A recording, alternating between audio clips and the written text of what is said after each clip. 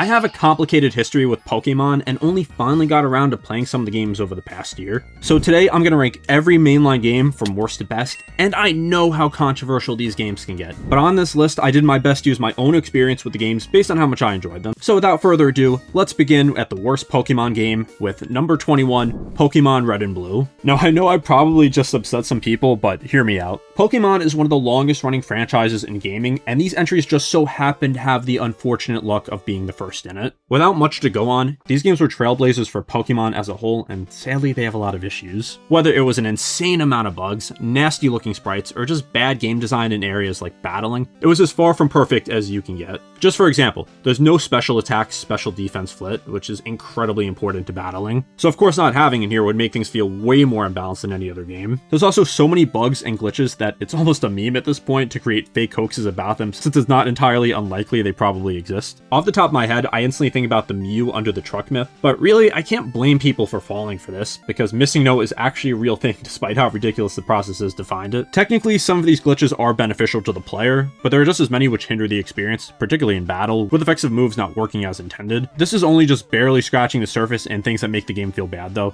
and you could probably find tons of videos of people dissecting all the problems in it too. Just know I'm not a big fan. While some might claim that there was a certain magic about these games, unless you grew up with them, I just struggle to find that magic. Number 20, Pokemon Yellow. I don't really have much to say about this game besides that it's probably the definitive version of Gen 1. Pokemon Yellow's main objective is to make the events of the game reflect the first season of the anime. That's pretty much it, plus a few visual improvements. You get a Pikachu as your starter and collect the remaining starter Pokemon along your journey, while your rival has Eevee. Jesse and James are present as members of Team Rocket. Gym leaders have different teams to reflect what they have in the anime. There's even a Surfing Pikachu minigame, and I don't really know what else to say about this since most of what I said about Red and Blue carries over here, so I'll just leave it at that. It's still Gen 1 of Pokemon. Number 19, Brilliant Diamond and Shining Pearl. You would think after over a decade of time to improve, there's no way a remake of Gen 4 could be bad, but that's sadly not the case. I understand how much hate is sent towards this game blindly, so I'm going to tell you exactly why this game isn't really that great from an objective standpoint before my personal feelings. First of all, this is a remake of Diamond and Pearl, not Platinum. Why? I have no idea. Platinum is the better game in every way imaginable, and yet they chose to remake the inferior versions, which lack really cool elements of Sinnoh, like the Distortion World or the Battle Frontier. Even certain quality of life changes were added, like the Pokecatch's back button. Yeah, literally. They couldn't even add a back button from Platinum. That's how much they wanted to not remake that game. And as for how I personally feel about Brilliant Diamond Shining Pearl, I don't love the fact that Game Freak didn't even make it. Plus the art style just isn't for me, but I'm sure some people like it. Actually playing the game isn't the worst experience ever, but I just thought to myself, I'd rather be playing almost any other Pokemon game right now. So yeah, that's why it's here on the list, but hey, at least I could say it runs well and also adds a few extra Pokemon to the decks to make the experience of team building better. Regardless, I'm probably never playing this game again. Number 18, let's go Pikachu and let's go Eevee. While I was making this, I almost forgot this game existed. I'm not saying this to make it seem like it was bad, but it definitely isn't as memorable as most other games. Remembering this game now, it was an alright remake, and there's a lot I can say I like about it,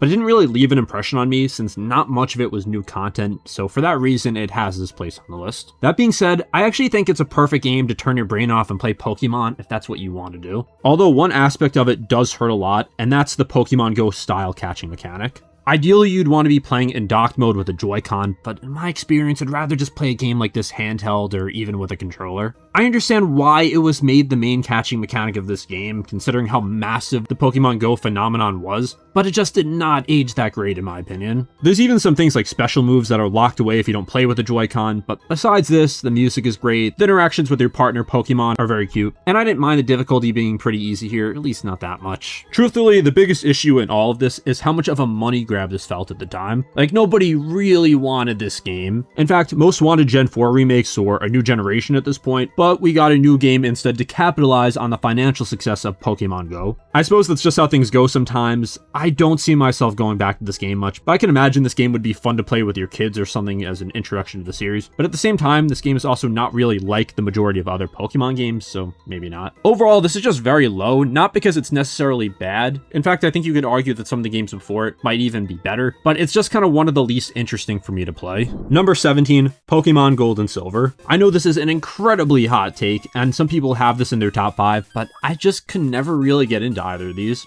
I know some millennials are probably smashing their keyboards in rage now, telling me how I'm wrong, but again, there's no way to make every single person happy with this list, nor is that my goal with this video. The issues with Gold and Silver are still significantly less than Red and Blue's. Despite being the sequel to Gen 1, these games didn't even come out that much later than the originals. That being said, the improvements here cannot be understated. The sprite work is noticeably better, the music composition is deeper and thematically stronger, and the battle system itself functions in a more balanced way as well. Specifically, Gen 2 split the special stat into what we know today as the special attack and special defense stats. Also, they introduced Dark and Steel types to counter the broken Psychic types of Gen 1. Of course, the improvements aren't only technical, because the most noticeable difference in Gen 2 is actually the vibe of the experience. While Gen 1 didn't necessarily feel like it had much culture or atmosphere, Gen 2 feels like you're in Japan itself. Much like Red and Blue, there's a fusion of rural and urban design, but this time they implement accurate depictions of real-life locations such as Osaka and Kyoto, well, as accurate as you can get on a Game Boy at least. What's more impressive about this experience, though, was the sheer scale of the game for the time. Not only do you get to play through the entire original Johto story, but you get to replay through Kanto as well. I mean, the size of Pokemon Red must have been pretty impressive back then,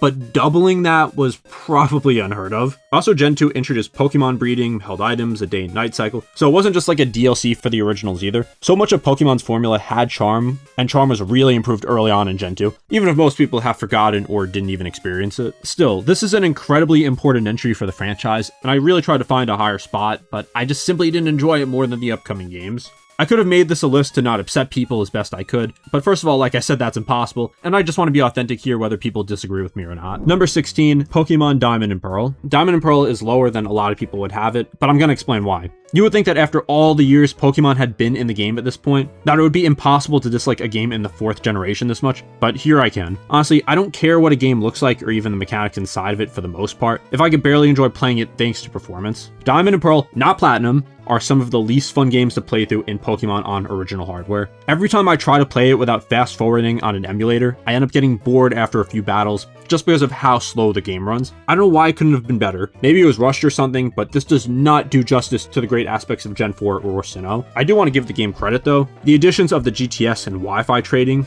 and battling was pretty ahead of its time, at least for DS games, but it's not like online features are enough to salvage the game, considering most people probably didn't even use it 90% of the time. As for the post-game content, I really can't say I remember much in terms of quest lines. Sure, you can explore some missed areas and catch all the Pokemon and find the legendaries, but there isn't a cohesive post-game storyline like so many other Pokemon games. There's also the Battle Zone, but this pales in comparison to the Battle Frontier that would be available in future installments. So yeah, I'm not a fan of Diamond and Pearl. Not that it's terrible or anything, but mostly because Platinum is a far better and more enjoyable version, which we will get into later. Now you may be thinking that I hate this game and it sounds like it should be lower, but I think the game underneath all of these issues is still better than the games before it on the list, but it just feels like the game didn't live up to its potential at the time. Number 15, Scarlet and Violet. These games are some of the most controversial games in the entire franchise, and I can't blame people for disliking it. On release, playing the game felt terrible and it barely ran. Over the years though, it has improved and it finally became really smooth with the Switch 2 version. These games are perhaps the most ambitious of all because it wanted to make a game with essentially 3 different paths. Of course, in order to truly beat the game, you have to complete all of them, but this was still never before done by Pokemon. Taking on the gyms, Titans, and Team Star bases in whatever order you wanted was a really welcome addition. The main issue with this was the fact that while it was technically up to the player on how they wanted to beat it, there was still an intended order that wasn't even made clear to the player. In my experience, it resulted in my team getting way too strong before some easier fights, and it basically made the second half of the game a cakewalk. But I still like the concept, and I thought that it made the whole game better in general, although I'm a little conflicted regarding the characters. The rival Nemona, for example, seems like she should have more to her, but she just feels a little one-note, like her only purpose along this journey is to love battling and nothing else. They do actually address this a bit at the end of the game and in the post-game, but I think they could have made it clearer during the main playthrough. At the same time though, I did like Arven's storyline. Of course the stuff with him and his Mad Boss Stiff was emotional to see progress, but the lore with him and the professor was even more impactful. Honestly, this whole storyline made me wonder, like, what if the story was given to a game franchise that actually went deep with the plot? With Pokemon, things are always decent story-wise, but it's literally never the focus. Things are always cut short and not given deeper explanations, and that sentiment only felt deeper with the amount of potential that Scarlet and Violet story had. That being said, the atmosphere of Area Zero alone was groundbreaking for the Pokemon franchise, and it's probably the part of the game that I remember the most. But you may notice, despite the decent praise I have for the game, it's still very low on the list, and well, that's because the entire experience of playing this game just doesn't feel fun. For the entire time, you have to look at perhaps the ugliest open world in gaming history, No, seriously, just look at this. And yeah, the Switch 2 version does fix things like the frame rate and improves visuals overall, but as for the environments and textures themselves, they look just as bad. Plus, you have to buy a Switch 2 to get this experience. I've tried out both ways to play, and on Switch 1, I felt annoyed the whole time and thought to myself, why did it take this many years to get a barely acceptable version of this game? So yeah, safe to say I'm not a fan of playing a game where you feel like you're trudging through mud, which, by the way, was released in 2022. I honestly could maybe have this game slightly higher since I have played it on Switch 2 and it's better, but it is hard to forgive the initial launch. Plus, it's really a game I like the concept more of than the actual gameplay, because it just felt kind of meh to me at the same time. Number 14, Pokemon Crystal. So this is essentially the same game as Gold and Silver, but just better. While the majority of the game is the same, it did introduce many things to make it the optimal way to play Gen 2. There were now animated battle sprites, the option to play as a girl, and even a new storyline focusing on the Pokemon Suicune. There's also a few story and dialogue changes at different points in the game, plus the first iteration of the Battle Tower. I'm not gonna lie, the things wrong with Gen 2 are still largely present, basically in terms of pacing. The level curve in Crystal just makes the game a little more difficult to go through casually and requires some prior planning to avoid too much grinding. Even with that, it can be sort of annoying regardless. Sadly, I think that's the price the game had to pay in order to be more open than Kanto was. It's pretty subjective whether or not a more open style of Pokemon game is better, but I think they definitely tried to make it work here, even if it didn't end up being perfect. But everything in terms of atmosphere and gameplay is either the same or better, which are surely the most important aspects of Gen 2, so naturally it's above the originals. But if we're really looking back on the first two generations here, Crystal is absolutely the best of the bunch and feels at least like an old game. That being said, it's definitely not the definitive version of the Johto region, nor the Kanto region, so I don't really plan on going back to this game unless I really have to.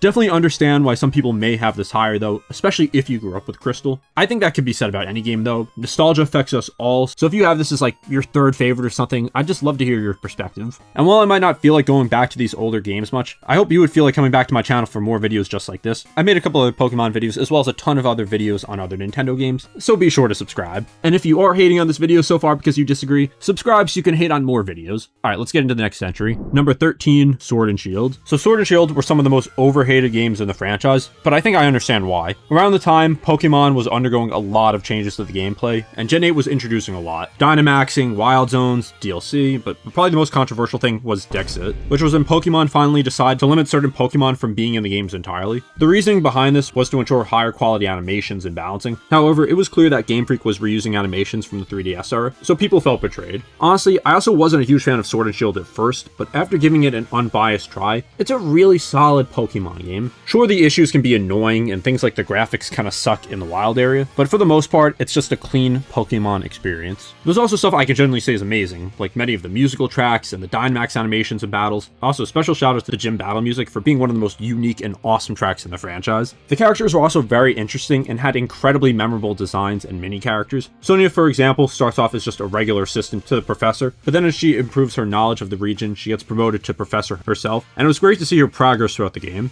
Hop, of course, we see learn and grow as he battles us and realizes he doesn't need to compare himself to anyone else, which is impressive because his brother Leon is literally the greatest trainer in the world. I gotta give praise to the fact that Sword and Shield was like the testing grounds of a lot of Pokemon's new ideas like open explorable spaces, raid battles, and even the idea of DLCs instead of third versions. Of course, it was rough around the edges, but it still overall was a pretty good game. I know it might be controversial to put Sword and Shield above Scarlet and Violet, but my experience playing them was just a bit better with these games. I didn't hate them like a lot of people say they did. I'm not going to pretend like the new era of Pokemon games are like the worst things on earth. I mean, I like them even more than a lot of other games on the list, but I feel like it kind of fits in the middle here. Number 12, Pokemon Sun and Moon, and I'm also going to group in Ultra Sun and Moon here. Now we're starting to get to the part of the video where I really start to enjoy these games more. Regardless, I know these games are pretty controversial, and I know some people do love them, but I can't deny that I have mixed feelings on them. I don't know what it is, and maybe it's because it's coming after one of my favorite games in the series, but Sun and Moon just didn't click for me. The whole experience just felt very unusual for a Pokemon game, which isn't necessarily bad, but it just wasn't executed in a way that was fun for me. I also feel that the tutorial of the game dragged on way too long, which made it hard to get into. It was like a few hours until I felt like I was really on this journey by myself, in contrast to most games in the series that drop you into action quick. This is an issue that will come up in a lot of modern Pokemon games, but I think this was one of the first instances of it popping up. As for them getting rid of gyms in favor of the trial system, well, I definitely thought it was a bold decision. I respect the fact that they wanted to shake up something that hadn't been changed since Gen 1, but the trials themselves just didn't feel great. They felt way too scripted versus them being actual tests of your team, even if they did pose a challenge at times. Also, the island design of the region felt pretty interesting. In a way, it makes each of the islands have its own lore and plot, which is a part of the greater storyline. By the way, like I said, I'm covering both Sun and Moon and Ultra Sun and Moon in this spot in the ranking because they're virtually the same thing. The only extra things I have to say about Ultra Sun and Moon is that the story has changed a little bit, and honestly, I think it's for the worst. And also the difficulty in some parts of the game is just not fair. Like the Ultra Necrozma fight feels like it was meant to be beaten using unconventional methods. I definitely like the addition of the Ultra Wormhole exploration and the extra post-game content with Team Rainbow Rocket, but I truly did not think that these games had to exist. I'd much rather they had taken an extra few months or year to finish everything and release a single version. Number 11, Pokemon Legends EA.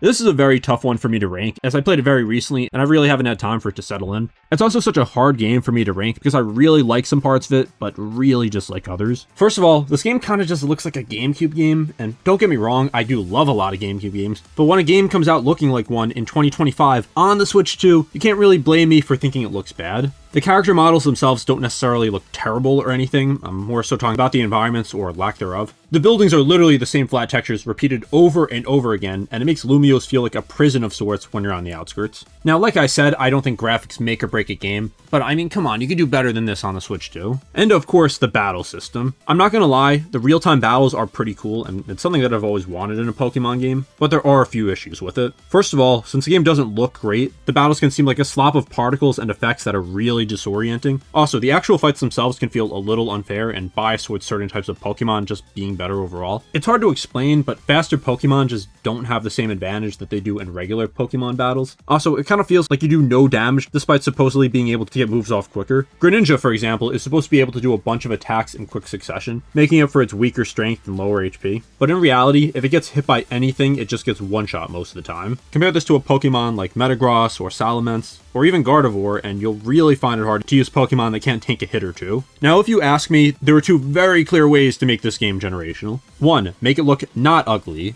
and/or number two, add more than just Lumiose. I'm not asking for the whole Kalos region, but it would be cool to at least be able to take the trains somewhere else. I mean, Legends Arceus let you do it and go to a bunch of different areas. What was stopping them from doing it in ZA? Despite all the criticism, I do love a good portion of ZA. The dialogue from the characters is actually really enjoyable, and I love to see that dynamic from the Team MZ members. Even the side characters are integrated pretty well into the story and end up becoming important in their own ways. And as for the music, I thought it was really good actually. I don't have much bad to say about the soundtrack at all, which is definitely important in a Pokemon game. Even with all those problems, I still enjoyed ZA's characters, dialogue, and real-time battles more than the slower and more restrictive experience of something like the Alola games. I think this game gets a lot of hate, with admittedly a lot of it being deserved, but I really did enjoy it for the most part. Number 10, X and Y. So this was Pokemon's first mainline game in 3D, and honestly, I think it's a little overrated for what it is. Most people's criticisms about this game have a lot to do with the difficulty being too easy, over-reliance on Gen 1 nostalgia, and a poorly paced story. But to me, this is a pretty good experience that still captured the essence of Pokemon. I know it might be a hot take, but I never cared about Pokemon games being particularly difficult or not. If I want to play a challenging RPG, there's plenty of them out there. But Pokemon is something I really want to play for the unique atmosphere and vibe. Sorry, I don't really know how else to say it.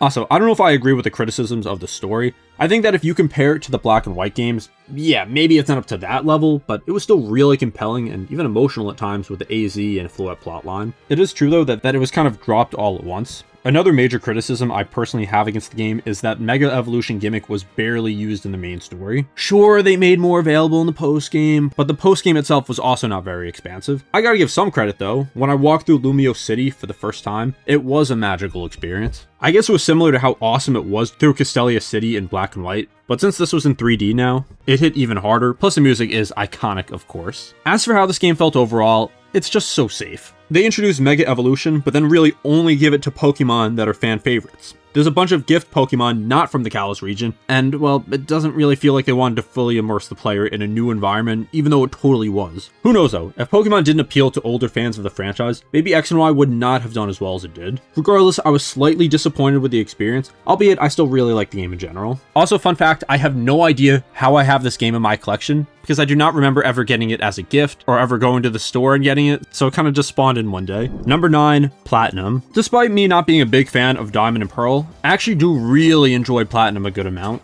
Most of the inconveniences from the first versions that were really holding it back have been cleaned up, not to mention the story was expanded way more than I think anyone expected. There's a few criticisms that still do bug me a bit though. I feel like out of every region of Pokemon, Sinnoh's Pokedex is just so limited. Technically you could argue Kanto or Unova has a more restricting dex, but in terms of how it feels, it's almost like Sinnoh wants you to use the same 5 or 6 or 7 Pokemon in your playthrough. Of course, I couldn't forget to mention arguably the biggest addition in the game, the Distortion World. Originally in Diamond and Pearl, the Evil Team storyline was decent, but honestly pretty bland. But in Platinum, they really fleshed out Team Galactic and Cyrus and made everything feel more important. Plus, the Distortion World is just really creepy in the best way possible. And also, the Battle Frontier is in this game, which further bulked up the extra content. My personal experience with Platinum might really be biased towards its placement on this list. I've played through this game a couple times, and each time I really did not want to finish it. I don't know why, but after a little while, the game starts to really drag on and lose momentum. Honestly though, I think it has to do with the slow pacing of the game, the limited options for building my team, and having to give HMs to half of my team in order to progress. I wouldn't be surprised if people really disagree with me here, but if you do, just go ahead and let me know what your experience with Platinum was. I think with Pokemon especially, it's just so interesting to see other people's rankings because there's really no consensus. A lot of people scoff at others' lists, but then people do the same thing to their own, and while I don't like seeing all that toxicity and the "you must agree with me" attitude, I think it's really cool to see how differently people experience these games, with something like Platinum being a top game for some, but being a lot low for others. Next up at number 8 is FireRed and LeafGreen. I can say that most games going forward are in the top tier in my book. I think like many people, this was one of my first Pokemon games, and I do have a lot of fond memories of it. While I didn't really like Red and Blue whatsoever, the remakes are easily my favorite way to play Kanto. As someone who's particularly fond of the 3rd generation, as we'll get into later, it was nice to have new mechanics introduced into Ruby and Sapphire into this region. Things like Pokemon having natures, abilities, EVs, and IVs made the battling experience actually bearable this time around. Then there were other features like running shoes, a national dex, berries, the Versus Seeker, and even a brand new area of the post-game,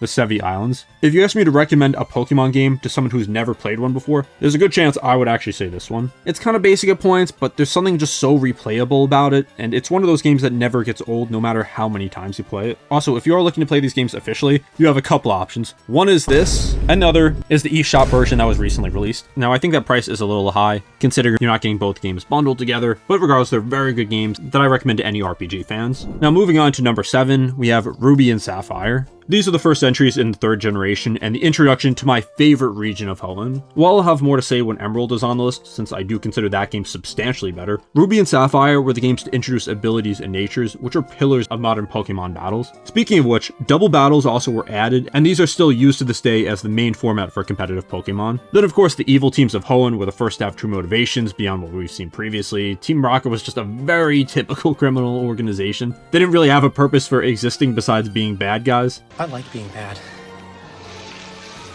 It makes me happy. But Magma and Aqua both had real reasons for doing what they did, even if it was stupid. I also remember secret bases being in this game, and I did like that too. These games definitely took a lot of steps forward in all areas, and even though they aren't the definitive Hoenn experience, I still think they're worth giving credit today. As for why it's above FireRed and LeafGreen, I actually think these two games are very similar in terms of enjoyment, but Hoenn as a region is just a little more interesting to me. At number 6, this one might be controversial, Legends Arceus. So you might have noticed one thing about my list so far. I'm not really that fond of the majority of 3D Pokemon games. But the next entry is an exception to that. This is one of the most surprising Pokemon games out there, and it holds a special place in my heart. As a massive Zelda, and especially Breath of the Wild fan, Arceus appeals to my love for both Zelda and RPGs. I'm not gonna lie though, this is still pretty bare bones for the open world style I love so much, and for the other gameplay elements, I really did love the catching of the game. Being able to sneak around and use items to catch without battling felt nice. The noble Pokemon boss fights were a pretty cool introduction here too, because you had to battle with your Pokemon, but also maneuver around with your character too. The bomb throwing was definitely a little stale after a while, but I didn't mind that much because the fights were each uniquely designed. The game does get slightly formulaic at a certain point in the mid-game, plus you start to really need to grind catching Pokemon and doing quests before you can progress, so that's a sort of negative for me. In my opinion, things like that should be optional in terms of actually moving the story forward, but they should also give you good rewards for doing them. In this game, I don't really feel like the quests are proportionally as rewarding as the difficulty to complete them is. Ironically, this is something that Legends EA did improve on, but my feeling towards that game are overall much worse, so that's not going to save it. I don't know, the vibe of Arceus just feels a lot better, and maybe since it's open world-esque, some of the ugliness of it can be masked, unlike ZA, which is on full display in a single city.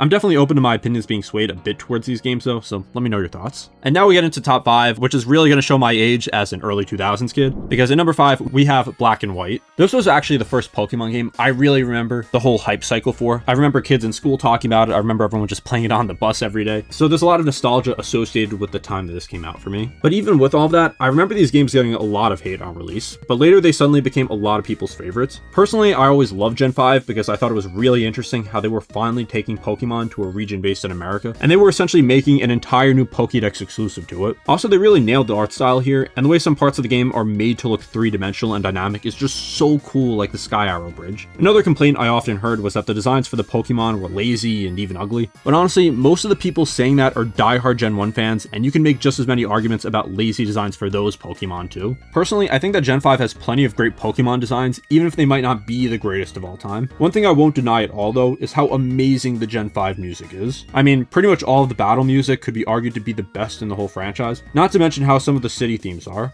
These were the first games with fully animated sprites instead of static ones, which might not seem that crazy now, but back then it was really cool and made the battles feel alive. Story-wise, Team Platinum's whole ideology around Pokemon being liberated, especially the stuff with N, is some of the best writing we've seen a Pokemon game have. Well, not like that's a particularly high bar, but the point stands. The story addresses something in Pokemon that had been overlooked for a while, the ethics of Pokemon battling, and incorporated it into the story of a whole game. So the amazing story, great visuals and music, plus the same familiar Pokemon game, which just felt really good here. It really made this game age well in my book. And next up in number 4 is Black 2 and White 2. To be honest, these games are direct upgrades to the original in almost every way. A way better selection of Pokemon, better visuals, and a bunch of new areas to explore. While most of my praises for the game are obviously quite similar to the originals, there's a few new aspects I have to talk about. I remember the Pokemon World Tournament being one of the biggest standouts here. The fact that you were able to rematch gym leaders and even champions from past regions all in one massive tournament with generally hard battles was like nothing we'd ever seen before. Even today, there really hasn't been anything like this again. I find it actually pretty hard to discuss much about this game, even if it is above the originals. There's just more of everything that made the originals great, plus some more.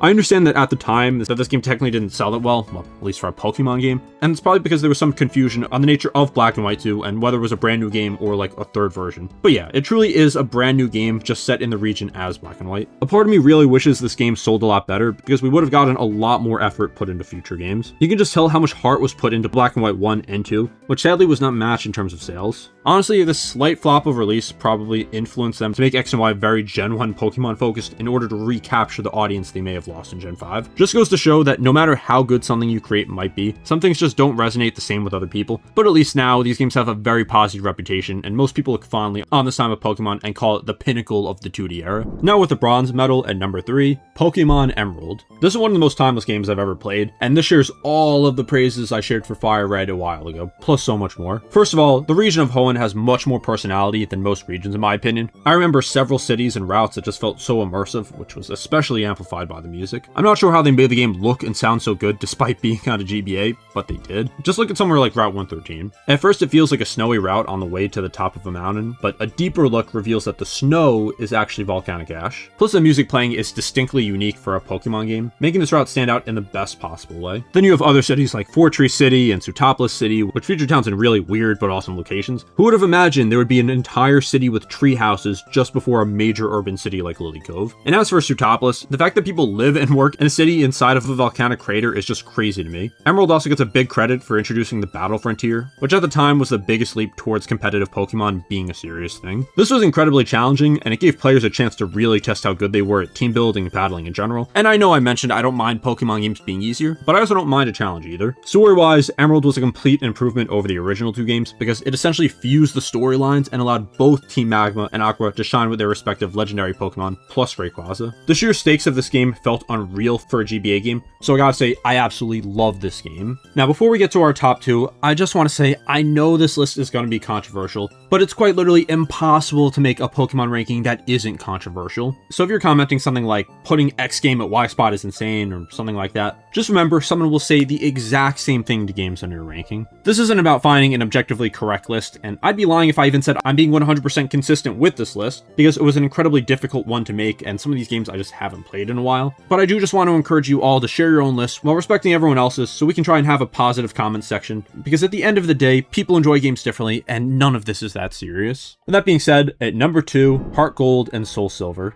While I thought Pokemon Platinum was pretty good, the best games in the 4th generation are easily HeartGold and SoulSilver. This is such a massive remake that you can't even tell there was an original. Pokemon Crystal was a decent game, I'm not denying that, but it had issues. Of course, HeartGold has issues of its own, but I barely noticed them while taking in the atmosphere of the Johto region, and even though this is just a DS game, this is where I think Pokemon started to peak in terms of visuals. Everything is just so colorful and full of culture in a way that's far better expressed than in Gen 2. Between areas like the National Park, Ecruteak City, Violet City, and even the area right before you go to catch Ho-Oh, there's no shortage of beauty in the Johto region. I also have to bring up the fact that Pokemon following you around is like the most charming feature ever. On top of that, during its time, the Pokewater added on to how personal this game felt, letting you literally carry around a Pokemon with you in real life. If you want to complain about the game, you can. There are level curve issues, and yeah, there may be an over-reliance of Kanto Pokemon, but looking back, there's no denying this may be the most nostalgic and memorable Pokemon game for an incredible amount of people. Is it kind of crazy that the standout of the 4th generation of Pokemon isn't even the headliner? Instead, it's a remake of the 2nd generation? I guess it makes sense though. If you look at the history of how this game was made, they put an unusual amount of care and love into making the experience nostalgic and memorable on purpose. And I think that's the edge that takes the game above a few of the others here at the top. Emerald may have a few things better than these games, such as the difficulty level being more challenging or the progression making more sense throughout the region, but what it doesn't have is that little bit of extra charm. It's really hard to put it into words, but it's just a special feeling that washes over me when I play Gen 2 remakes that almost no other game in the series gives me, except for one. At number 1, Omega Ruby and Alpha Sapphire. So this is probably my most controversial take of this entire video. These are my favorite games in the entire Pokemon franchise. I know it's not a common take, but again, it's just my subjective opinion. Maybe there was something special in the air when this game came out, but my first playthrough of it was magical. What comes to mind first is the music. The soundtrack is a completely remade version of the Gen 3 Hoenn games, and it's like every song became even more magical than they already were.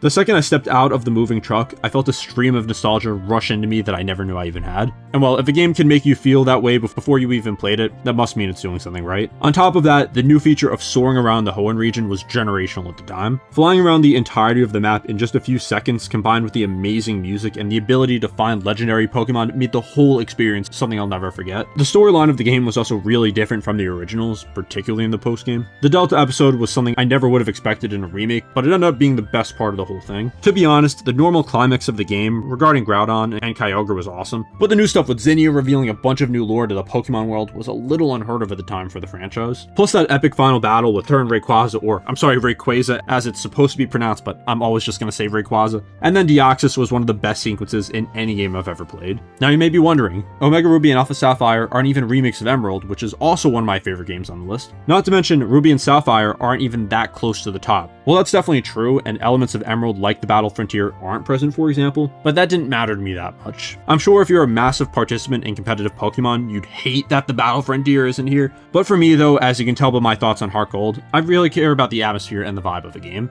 Basically, I look for a feeling in a game that you can't get anywhere else. Objectively speaking, I think the reason for these games having this is actually the perfect balance between true nostalgia for Gen 3, but also the modern elements elevating that. The music of Gen 3, for example, is already really sentimental and nostalgic, but when you take it up a notch, going from digital, chippy sounding instruments to real orchestral tracks, it just makes everything feel that much more special. I mean, these games aren't free of criticism though. The level of gifted Pokemon is probably a bit too excessive. Like, I mean, you get a free Latios or Latias pretty early in the game. You can get an exclusive Pikachu with a Light Ball and the choice of a really strong coverage move. And yeah, while this might make the journey all the much more easy to get through, it's not like you have to use these Pokemon. And either way, I think the story does a good job at incorporating them on your party instead of just having someone randomly give them to you. So with all that, I decided that Omega Ruby and Alpha Sapphire are the Pokemon games I enjoy the most. Naturally, I'm sure most of you have different opinions, and I'd hope that you were able to understand my perspective. Now, I'd love to hear what your list would be in the comments. Also, I have other Pokemon videos on my channel, so make sure you stay tuned for future uploads as well. I also have a Discord, so come join that too.